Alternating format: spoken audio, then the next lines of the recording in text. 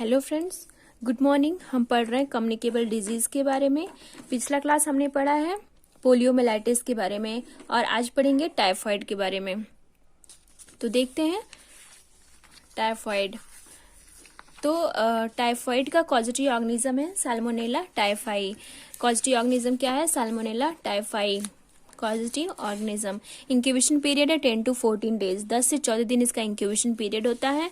और age 5 to 19 years of the age, mostly 5 to 19 years तक के बच्चों को ये अफेक्ट करता है। लेकिन टाइफाइड किसी भी any age group of person को अफेक्ट कर सकता है, किसी भी ग्रुप में, लेकिन मोस्टली 5 to 19 ईयर्स के बच्चों को अफेक्ट करता है। और सीजन क्या है? Rainy season. और route of transmission orofaecal route और mode of transmission contaminated food and water.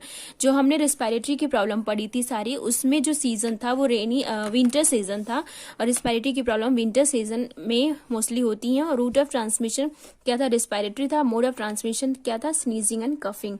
तो हम ये जो टाइफाइड है वो जीआई की प्रॉब्लम है। जो पिछला क्लास हमने पढ़ा है वो पोलियोमेलाइटिस, वो भी जीआई की प्रॉब्लम थी। तो इसमें जो जीआई की प्रॉब्लम है वो मोस्टली सीजन जो है वो रेनी सीजन में होंगी। और रूट ऑफ ट्रांसमिशन जो ओरोफिकल रूट होगा और mode of transmission contaminated food and water होगा। उसके बाद देखते हैं साइन एंड सिम्टम्स के बारे में। जो टाइफाइड है उसका साइन एंड सिम्टम्स क्या क्या देखने को मिलते हैं उसमें। तो ये जीआई की प्रॉब्लम है, जीआई को अफेक्ट कर रही है। तो इसमें साइन एंड सिम्टम्स देखने को मिल रहा है। एनोरेक्सिया होगा, नोजिया, वोमिटिंग और डायरिया। डायरिया क्या होगा? ये कार्डिनल साइन है, पी सूप डायरिया। ये बहुत ही इंपॉर्टेंट है। अक्सर ये एग्जाम में क्वेश्चन पूछते हैं कि किस तरह का डायरिया होता है टाइफाइड में।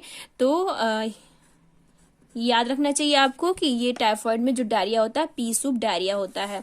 और रोज स्पॉट प्रेजेंट होते हैं सेकेंड वीक में।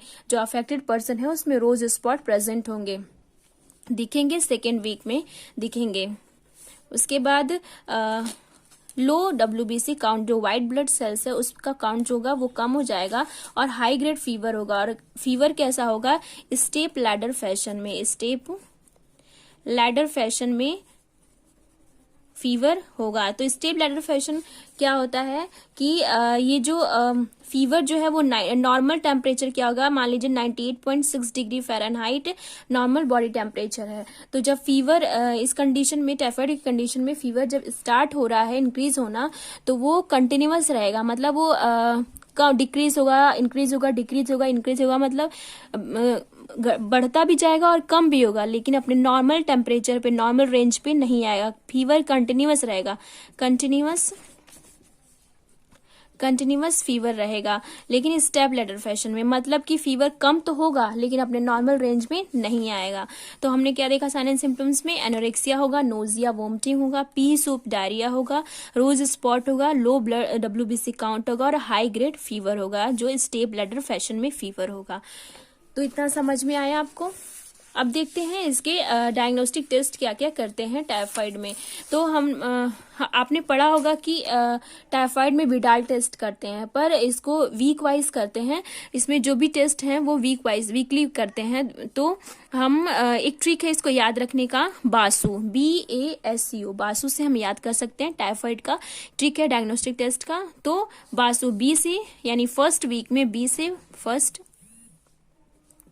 फर्स्ट वीक में बी से क्या है? ब्लड कल्चर करेंगे। तो ब्लड कल्चर फर्स्ट वीक में करेंगे। उसके बाद सेकेंड वीक में आ जाता है सेकेंड वीक। तो सेकेंड वीक क्या है? ए। तो बी से हमने ब्लड कल्चर किया फर्स्ट वीक में। सेकेंड वीक में हम क्या करेंगे? एंटीजन एंटीबॉडी रिएक्शन देखने को मिलता है। इसमें विडाल टेस्ट करेंगे। और जो विडाल टेस्ट में जो इसका रिजल्ट आएगा, जो इसका टाइटर रिजल्ट क्या होगा? 1:160 इसका टाइटर होगा जो 1:160 से अगर एवब होगा, यानी कि विडाल टेस्ट पॉजिटिव है। अगर 1:160 इसका टाइटर इंक्रीज होगा तो इसका जो विडाल टेस्ट होगा वो पॉजिटिव होगा। और फर्स्ट हमने ब्लड कल्चर किया, सेकेंड एंटीजन एंटीबॉडी रिएक्शन और विडाल टेस्ट कराया। और थर्ड वीक में हम क्या करेंगे? एस है, थर्ड वीक से यानी स्टूल एग्जामिनेशन करेंगे। और फोर्थ वीक में क्या है? यू से यानी यू से यूरिन एग्जामिनेशन करेंगे। तो हम ऐसे इसको याद रख सकते हैं कि इसमें वीक वाइज डायग्नोस्टिक टेस्ट होते हैं। तो फर्स्ट वीक बासु, फर्स्ट वीक ब्लड कल्चर हमने किया, सेकेंड वीक में एंटीजन एंटीबॉडी रिएक्शन कराया जो विडाल टेस्ट जिसमें कराया, इसका रिजल्ट अगर इसका टाइटर जो है 1:160 से एवब है तो इसका मतलब विडाल टेस्ट पॉजिटिव है। थर्ड है एस से, तो स्टूल एग्जामिनेशन हमने कराया, यू से यूरिन एग्जामिनेशन कराया। तो अब देखते हैं, ये हमने डायग्नोस्टिक टेस्ट पढ़ा। अब देखते हैं इसका ट्रीटमेंट, ड्रग ऑफ चॉइस इसमें क्या देते हैं। तो ड्रग ऑफ चॉइस में सिप्रोफ्लॉक्सासिन देंगे, सिप्रो एजिथ्रोमाइसिन देंगे उस कंडीशन में अगर पेशेंट जो है वो सिप्रोफ्लॉक्सासिन नहीं ले सकता, अनेबल टू टेक सिप्रोफ्लॉक्सासिन, और जो बैक्टीरिया है, if bacteria is resistance to if ciprofloxacin is resistant to that bacteria, तो इस कंडीशन में हम एजिथ्रोमाइसिन देंगे और सेफ्ट्रोक्सोन देंगे। तो ये ड्रग ऑफ चॉइस है। तो एक बार रिवाइज कर लेते हैं कि हमने टाइफाइड के बारे में क्या क्या पढ़ा। तो देखते हैं। फर्स्ट हमने पढ़ा कॉजेटिव ऑर्गेनिज्म के बारे में। जो टाइफाइड है उसका कॉजेटिव ऑर्गेनिज्म सैल्मोनेला टाइफाई है। इंक्यूबेशन पीरियड 10 to 14 डेज है। और एज क्या है, मोस्टली कौन से एज को अफेक्ट करता है, तो 5 to 19 years of the age को ज्यादा अफेक्ट करता है। लेकिन टाइफाइड किसी भी एज ग्रुप के लोगों को अफेक्ट कर सकता है, लेकिन मोस्टली 5 to 19 एज के बच्चों को अफेक्ट करता है। सीजन, ये जीआई की प्रॉब्लम है, तो जीआई की प्रॉब्लम रेनी सीजन में मोस्टली होती हैं। तो रेनी सीजन है। Route of transmission orofaecal route है। Mode of transmission contaminated food and water. अब साइन एंड सिम्टम्स हमने क्या क्या पढ़ा, तो ये जीआई को अफेक्ट कर रहा है, तो जीआई को अफेक्ट कर रहा है, तो साइन एंड सिम्टम्स क्या देखने को मिलेंगे, anorexia, nausea, vomiting, diarrhoea, pea soup diarrhoea, rose spot and low WBC count, और हाई ग्रेड फीवर होगा जो स्टेप ब्लैडर फैशन में होगा। मतलब फीवर कंटिन्यूअस रहेगा, लेकिन अपने घटता रहेगा, बढ़ता रहेगा, लेकिन अपने नॉर्मल रेंज में नहीं आएगा।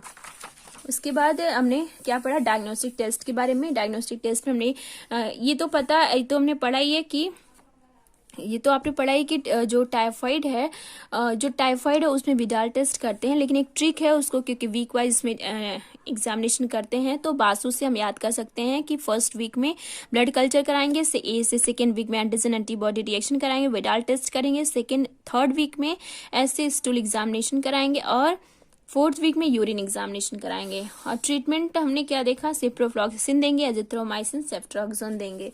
तो फ्रेंड्स ये था टाइफाइड के बारे में।